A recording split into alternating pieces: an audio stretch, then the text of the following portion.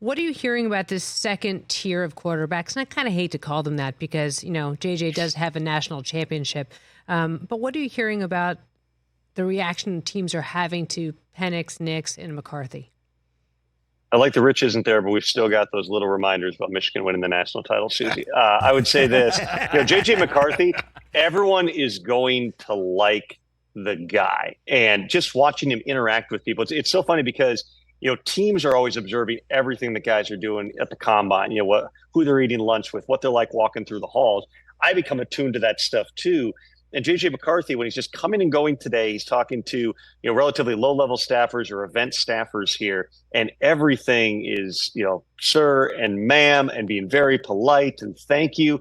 Like, there's nothing that's going to turn people off about JJ McCarthy, the person and the leader. The question is just going to be the football. He played in a style of offense in Michigan where they really ran the football a lot. There's a lot of NFL-style throws you haven't seen J.J. McCarthy do a ton of, and so it'll be really interesting to see him up against some of those other guys in, as you put it, the second tier of quarterbacks, because Drake May, Caleb Williams, Jaden Daniels, they're not throwing here, but you are going to have J.J. McCarthy. You are going to have Bo Nix. You are going to have a couple of the other quarterbacks that are talked about at the top of the draft. The really interesting ones to me become Michael Penix, because he obviously is a phenomenal athlete, or phenomenal quarterback, I should say, that we saw win in a lot of different ways when he was at the University of Washington. Won a ton of games last season, but he's got a lot on the medical report, and those examinations were taking place here over the past couple of days. He intends to go out there and sling it tomorrow and show people what he can do. And then the guy who I had one executive tell me the other day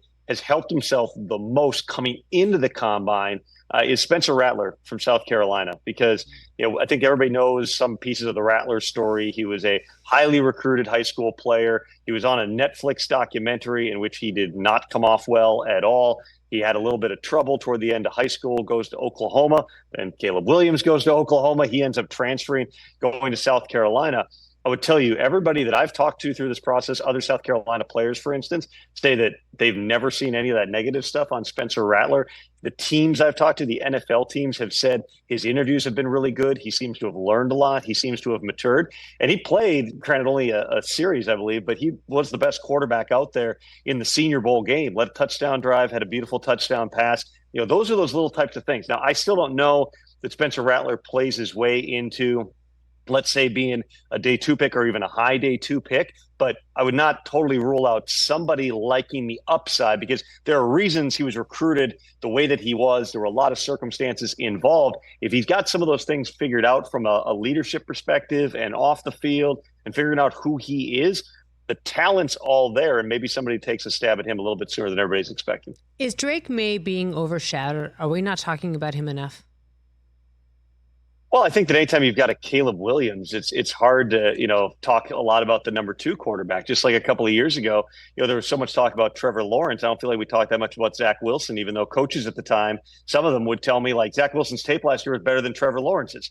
Obviously, that bore out the way that it did. But there's circumstances, Suzy, in all this stuff. I mean, think about the 5 quarterbacks that were taken at the top of that draft just back in 2021. It was Trevor Lawrence at number 1, who, he's battled through a bunch of injuries over the last season here. There's been some inconsistencies in his play, but he's been probably exactly what we expected Trevor Lawrence to be, which is a good, solid quarterback who's going to make some plays, may not be spectacular, may not be the next Mahomes, but you absolutely can win with him in the NFL. Zach Wilson goes to the Jets. There's all kinds of stuff going on there.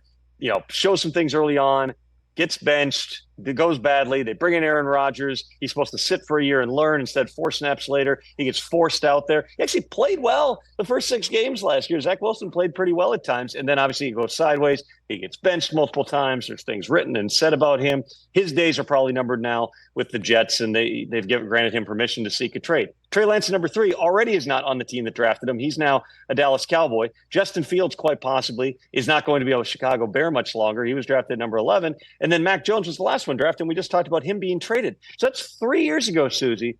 4 of the top 5 quarterbacks, by the time we get to this year's draft, probably are on different teams. That's how fickle I think, all this stuff is when you're talking about, the landing spots for quarterbacks. There is a contextual piece of this. And so for Drake May, I'm less concerned if I'm Drake May that, hey, why isn't anyone talking about me being the number one overall pick? We've been talking about Caleb Williams being the number one overall pick for like 2 years now, going back to his freshman year at Oklahoma. With Drake May, obviously he comes from an athletic family. His brother's playing basketball. I stood next to him today. I had no idea how tall he was. I hadn't seen, or his measurements, I guess, are going to be taken tomorrow. He is bigger than you think when you just stand next to him here. And he's got a really cool confidence about himself. I talked to some coaches last night who spent time with him in the formal interviews here, and they talk about, like, he kind of comes in and he's got all this energy and he wants to tell you all this stuff. And I've looked at your quarterbacks and I know about this guy, and and they're just like, whoa, like, this is a lot. And I asked him about that today, and he said, yeah, that was the plan. I wanted to show him how much I want this thing. I also asked Drake May in our NFL Network interview, okay, make me the pitch. This is a big organizational decision. Make me the pitch in the face of your franchise. And he talked through it, said, listen, I can win in every way. I can do it with my arm. I can do it with my legs. And his best quote was, you don't want to game plan for me. You want to game plan with me. So Drake May certainly asserting himself as he goes into this process. Not going to throw out here, but he's going to do a ton at his pro day, and it'll be fun to watch that one for sure. Sold. Bring him to New England, you Tom. Like him? Let's go. He looks good with holding the donkeys. Let's go. I already have like the Mac Jones 10 jersey for Cage. I can just put May over the top of Jones. Cut and paste, have to change numbers. White out. Are you kidding me? Save me some money. Catch the Rich Eisen Show every single day on the Roku channel, 12 to 3 Eastern, for free.